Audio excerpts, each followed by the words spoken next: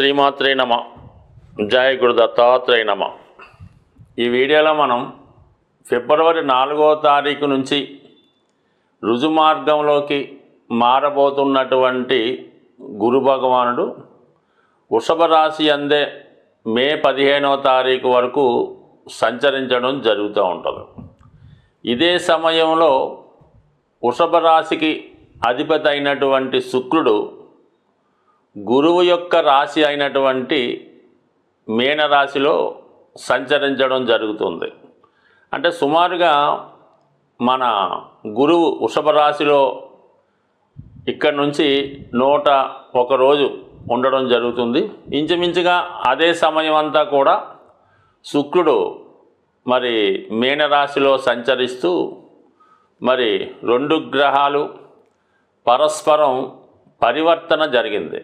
అంటే కామన్గా ఈ 2 శుభగ్రహాలైనటువంటి గురు శుక్రుల పరివర్తన వల్ల ఏంటంటే మనకి శుక్ర గురువులు ఒకే రాశి యందు కలిసి ఉంటే ఎటువంటి ఫలితం ఇస్తాయి, లేదా శుక్రుడు వృషభ రాశిలో ఉన్నప్పుడు వివిధ రాశుల వారికి ఎటువంటి ఫలితం ఇస్తుంది, లేదా గురువు మీనరాశిలో ఉన్నప్పుడు ఎటువంటి ఫలితం ఇస్తుంది అన్నటువంటి విషయాలు మనం ఈ వీడియోలో తెలుసుకుంటూ, శుక్రుడే ధనకారకుడు. అంటే మామూలుగా నాడీ శాస్త్ర ప్రకారం సాక్షాత్తు లక్ష్మీ అమ్మవారే శుక్రగ్రహంగా నిర్ణయించి మరి నాడీ శాస్త్రంలో ఫలితాలు చెప్పడం జరుగుతూ ఉంటుంది.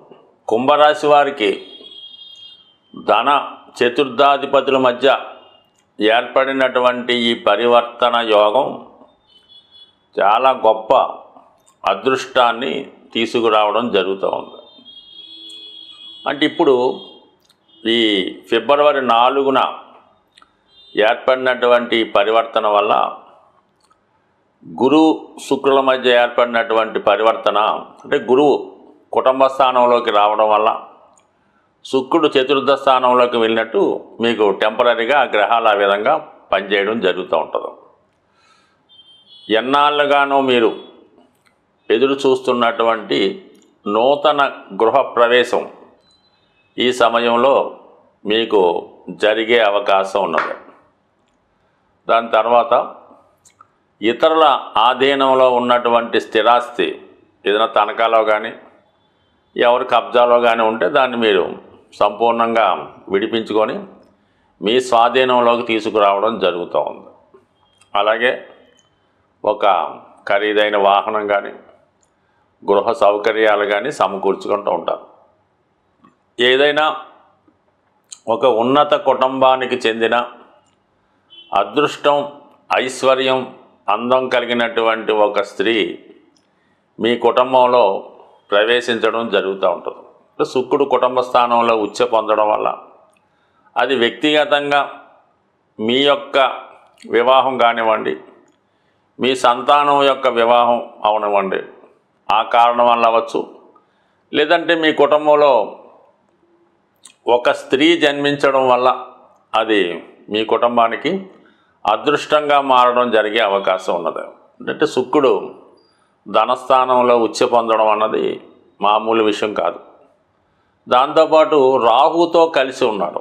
అంటే రాహు శుక్రుల కలయిక గజలక్ష్మి యోగాన్ని ఇవ్వడం జరిగింది. అంటే ఐశ్వర్యానికి ఏనుగు కూడా కారణమవుతుంటాడు. ఏనుగు యొక్క కుంభస్థానంలోనే మరి అమ్మవారు నివాసం ఉంటుందని పెద్దలు చెప్తూ ఉంటారు. అటువంటి ఒక అపూర్వమైనటువంటి సంపద మీ కుటుంబంలోకి కలగబోతుందన్నమాట. అది ఒక స్త్రీ జననం ద్వారా కానీ ఒక స్త్రీ మీ కుటుంబంలో అడుగు పెట్టడం వల్ల జరిగే అవకాశం ఉంది. కాబట్టి సరే, ఆ ప్రయత్నం మీరు చేసుకోవాల్సి ఉంటుంది. దాని తర్వాత ఏదో కారణాల వల్ల కొంతకాలంగా మీ కుటుంబానికి దూరంగా ఉంటున్నటువంటి స్త్రీ అంటే మీ కుమార్తె, కోడల, భార్య, మదర ఎవరో ఒకరు తిరిగి మళ్ళా మీ కుటుంబంలో కలుసుకొని మీ కుటుంబ అవసరాలకి తగు విధమైనటువంటి సహకారం అందించే అవకాశం ఉన్నది. సో ఇదంతా కూడా అంటే శుక్రుని యొక్క రాశిలో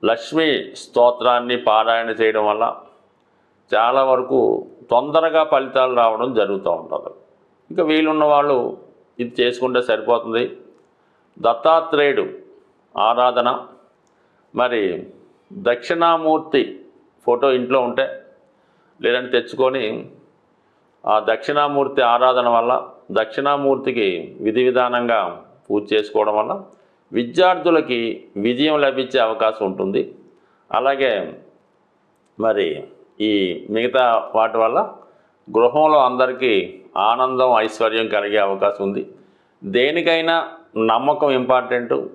చేసే ప్రయత్నం, క్రియలో ఏదైనా పరిశుభ్రమైనటువంటి ప్రదేశాన్ని ఎన్నుకోవలసి ఉంటుంది. ఏదో గందరగోళం మధ్య, ఏదో వంటింట్లోనో, ఏదో హాల్లోనో టీవీ నడుస్తుండగా కాకుండా చాలా పిన్ డ్రాప్ సైలెంట్గా, చాలా ప్రశాంతంగా, వీలైతే డాబా పైకి ఎవరు రాకుండా చూసుకొని చక్కగా ఒక సాప్ వేసుకొని ప్రశాంతంగా మీరు చదువుకున్నప్పుడే మీకు అది ఫలితం ఉంటుంది తప్ప ఏదో విధంగా తూతూ మంత్రంగా పూర్తి చేస్తే మీరు జీవితాంతం 50 సంవత్సరాలు చదివినా కూడా దాని ఫలితం అన్నది శూన్యం. స్వస్తి.